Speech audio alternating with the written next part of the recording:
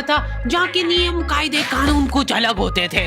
इस जेल के कैदी डेली अपने घर से बस्ता टांग के यहाँ पे आते हैं दिहाड़ी करने। कई माँ बाप उनके बच्चों को खुद इस जेल में फेंक के जाते हैं ताकि उनका बच्चा जिंदगी में एक सक्सेसफुल दिहाड़ बन सके।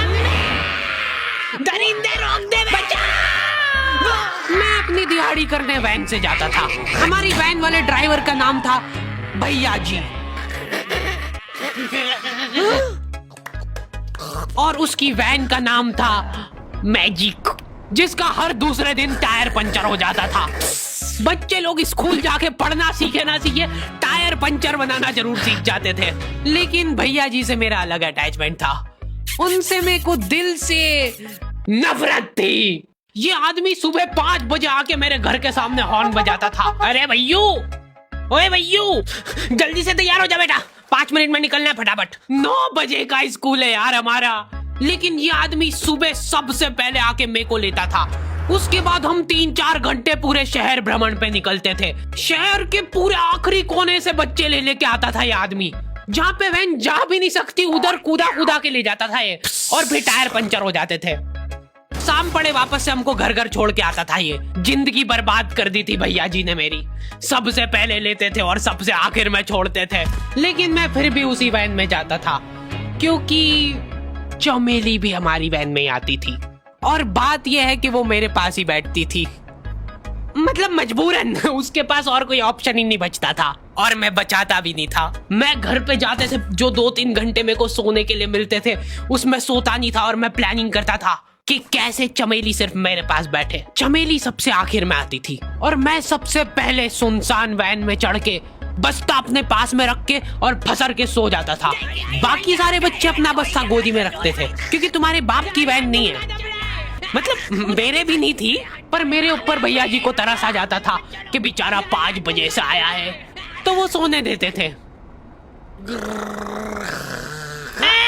अरे कैसे चला रहा है ये गाड़ी? रुक जा, गाड़ी चलाना नहीं आती क्या? देखो, आदमी इतना तभी चिढ़ता है जब उसकी जिंदगी में कोई लड़की ना हो। नहीं है ना? नहीं, मैं समझ सकता हूँ लड़की ना होने का दुख दर्द। मैं भी किसी जमाने में लड़कियों की तलाश में गली मोहल्ले भटकता था। फिर एक दिन मेरे पास से वो निकली। जैसे ही मैंने हैपन खोल के देखा, उसकी आईडी मेरे फोन पे चमक रही थी।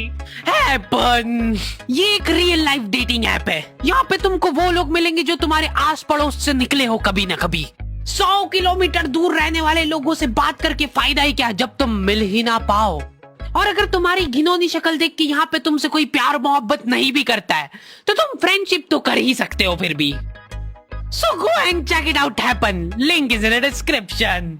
लेकिन मैं सोता नहीं था। मैं आंख बंद करके चमेली के घर का इंतजार करता था।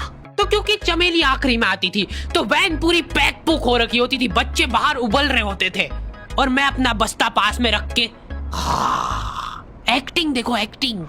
और जैसे ही वो आती थी, हड़बड़ाना नहीं, ऐसे टाइम पे हड़बड़ाते नहीं है कि फटाफट बैग उठाया और आओ इधर बैठो जल्दी।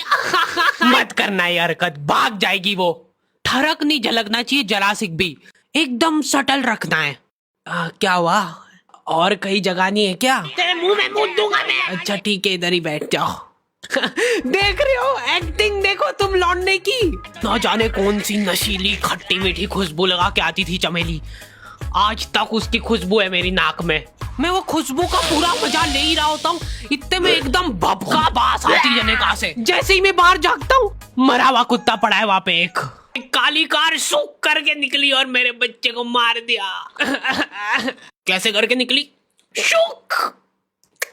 ऐसे नहीं निकली थी, मैं यहीं पे खड़ा था, वो कार आ रही थी और जैसे ही वो बच्चा नीचे आया तब वो खड़ा, वो बच्चा चिल्लाया और फिर कार शूक करके भाग गई। उधर कुछ बच्चे ऑटो रिक्शा से भी आते थे स्कूल।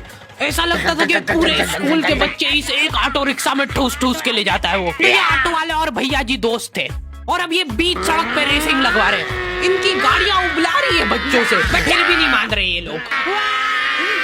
नहीं जीतूंगा। स्कूल जाके वो पीछे मुलट के देख रहा है तो एक बच्चा नहीं बचा उसके ऑटो रिक्शा में। हमारे भैया जी बेचारे पीछे से उनके गिरे हुए बच्चों को उठा उठा के ला रहे थे। यही सब हरकतें करके हम लोग जैसे तैसे कैद खाना पहुंच जाते हैं। सुबह 5 बजे से निकलने के बावजूद हम लोग लेट पहुंच रहे हैं। वहाँ पे पहुंच के हमने देखा कि 4 लौंडे मरे हुए पड़े हैं। जिनको डॉन ने मारा है। डॉन हमारे स्कूल की इंचार्ज थी। डॉन का कद छोटा था और पेट मोटा था, और आश्चर्य की बात यह है कि समय के साथ उसकी हाइट कम हो रही थी। मतलब बड़े नहीं बड़े वो चलता एक बार को, पर इसकी कम हो रही थी। डॉन बहुत स्ट्रगल करके कार से स्कूल आती थी खड़े होके, क्योंकि बैठ जाए तो उसको सामने की सड़क नहीं दिखती थी। वो अलग बात है, खड़े होके भी पूरा नहीं दिखता था। हर रोज 2-4 कुत्ते कुचलते हुए आती थी वो। फिर मेरे को समझ आया कि रास्ते में जो कुत्ते दिखे थे वो डॉन इस कैद खाने में छत पे बैठी रहती थी स्नाइपर लेके। कोई भी कैदी कुछ गलत गतिविधि करता हुआ दिखता था तो वहीं पे, मैडम इनकी लाश का क्या करना है? अरे ये तो आपको पता ही है। कहाँ रह गए थे यार झमू दीदी? फटाफट ये खून वून साफ करो। झमू दीदी बुलेट से स्कूल आते थे और ये अफवाह फैली हुई थी पूरे स्कूल में कि उनके घर पे मर्सिडीज भी है। लेकिन झमू दीदी हम्बल रहना पसंद करते हैं। ऐसा कहा जाता था कि ये स्कूल ऑन पेपर झमू दीदी के नाम पे ही है, पर वो हम्बल रहने के लिए यहाँ पे झाड़ू पोछा लगाती है। वैसे मैडम इन्होंने करा क्या था? गैर कानूनी पेन फाइट का सट्टा खेलते थे ये लोग क्लास में। उससे मेरे को प्रॉब्लम नहीं है, मेरे को क्यों नहीं? हाँ, हमारी क्लास में पेन फाइट का सट्टा चलता था। हमारे इधर जो लौंडा पेन फाइट में जीतता था, सामने वाले का पेन उसका हो जाता था। कुछ बच्चे अपना सब कुछ दांव पे लगा देते थे और कर्जे में डूब जाते थे। फिर भी वो लोग हार नहीं मानते थे और अपने दोस्त से पेन उधार लेके खेलते थे और वापस हार जाते थे। तो अब क्लास में कुछ बच्चों के पास पोटला भर के पेन पड़ा है और कुछ बच्चों के पास पेन ही नहीं है। पेन इस कैद खाने की करेंसी थी। जिसके पास जितने महंगे पेन वो उतना रईस। यहाँ पे ब्लैक में पेन इधर उधर होते थे। नॉर्मल लोगों के पास होते थे 5 रुपए वाले जीफी जेल, जो कि तुम एक पन्ने पे लिखोगे तो पीछे 10 पन्ने तक छप जाएगा। और उनसे भी गए बीते लोग होते थे जो 3 रुपए वाला यूज एंड थ्रो लेके आते थे और उससे भी उनकी अच्छी राइटिंग आ जाती थी। बहुत चिड़ मचती थी यार मैं कौन से। और कुछ चुनिंदा रईस लोग होते थे जिनके पास होता था ट्राईमैक्स। हर बच्चे का सपना होता था कि उसके पास एक ट्राईमैक्स हो, साथ में आसपास 2-4 लड़कियां हो। मेरे को प्लीज मेरे को यहाँ पे ऑटोग्राफ दे दो। ये लो ट्राईमैक्स किंग के। ये ट्राईमैक्स क्या बात कर रही है? सही में एकदम रईस लोग ही अफोर्ड कर पाते थे ट्राईमैक्स। वो बाबड़े भी एक एक अक्षर लिख के रिफिल खोल के देखते थे।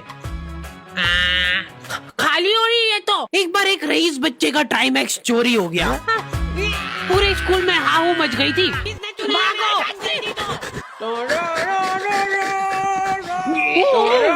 देखो, उस दिन हमको पता चला कि वो आदमी दौड़ भी सकता है। हमारे स्कूल में कुछ भी कांड हो रहा है, ये आदमी सबसे पहले दौड़ के आएगा, पूरा बैग खोल चोर, और बच्चों के बैग चेक करेगा। स्कूल वालों को भी इसकी सैलरी देते वक्त सबसे ज्यादा आखरती है। सैलरी किस चीज की? इस आदमी की शक्ल देख के ऐसा लगता था कि ये स्पोर्ट्स की आड़ में वैन वालों के साथ मिलके बच्चों की स्मगलिंग करता है। इस महान आदमी का नाम था भूषण। इसने अपनी जांग पे टैटू करा रखा था, भू अलग जांग पे, सड़ अलग जांग पे। सर कल से खो खो खेलने के लिए कितनी बजे आना है? वो तो बैग चेक करा पहले तू। इन्होंने पूरे कैद खाने के कैदियों को लाइन से खड़ा कर दिया है। पेन हमारी क्लास के बच्चे का गुमा है और पूरे स्कूल में ढूंढ रहे हैं लोग। आखिरी में पता चलता है कि वो बच्चा घर पे भूल के आ गया था उसका पेन। सॉरी बेटा, एक फेट में मुंह देगा।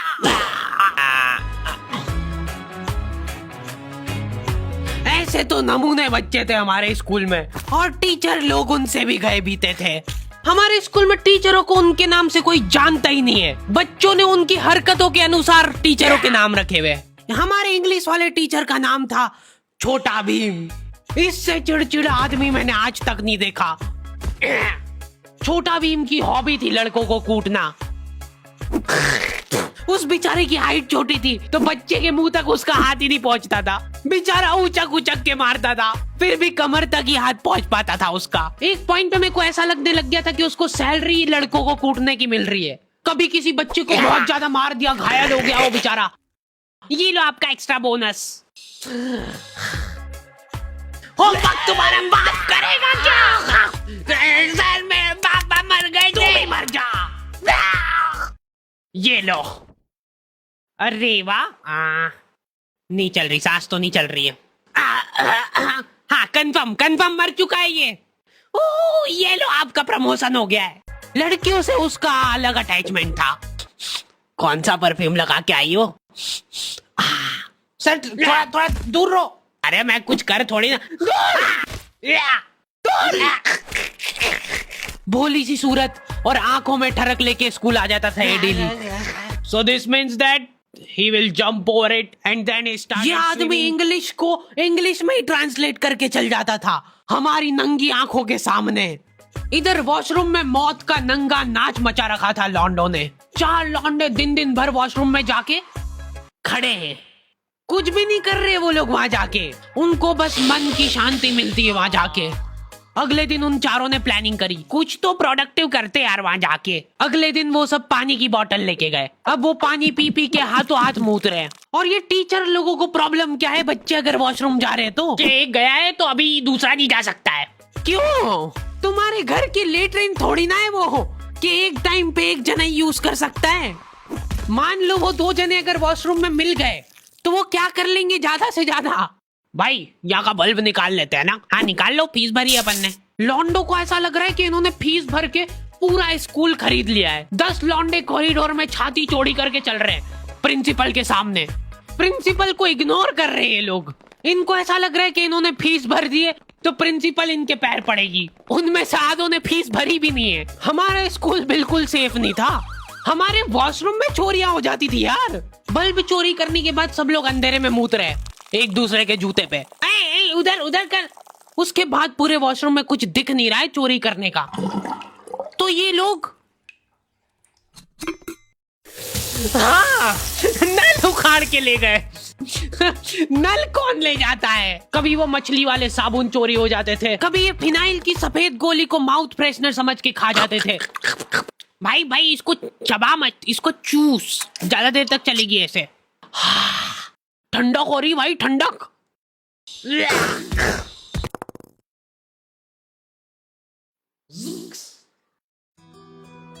ओके तो दी एंड हो चुका है। होपफुली तुम लोगों को ये वीडियो पसंद आई होगी। अब कोई भी रोएगा नहीं। डैडी किधर गया? वो मर चुका है। लो भाई तुमको जो चाहिए था ले आया हूँ मैं। अपने दोस्तों को ब्लैकमेल करो उनकी गंदी फोटोज दिखा के कि उनको ये वीडियो मजबूरन देखना पड़े। बाकी अगर तुमको इसका सेकंड पार्ट चाहिए तो 2.5 लाख लाइक्स कर दो फटाफट। और हैपन चेकआउट करना बिल्कुल मत भूलना, लिंक मैंने डिस्क्रिप्शन में डाल दी है। मिलते हैं नेक्स्ट वीडियो में।